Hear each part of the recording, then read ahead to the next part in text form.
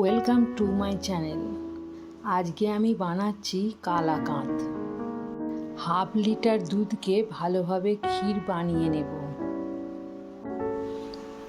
তারপর এর মধ্যে 2 টেবিল চামচ চিনি মিশিয়ে দেব।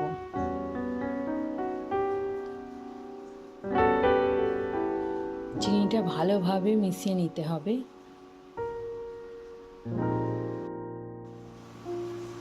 হাফ লিটার দুধ থেকে ছানা তৈরি করে নিয়েছি। যদি মিহি কালাকাঁদ তৈরি করার ইচ্ছা হয় তাহলে হাতে করে এটা একটু ভালোভাবে মেখে নিতে হবে, তারপর মেশাতে হবে। কয়েকটা ছোট এলাচকে থেঁতো করে নিয়ে এর মধ্যে ছড়িয়ে দিতে হবে।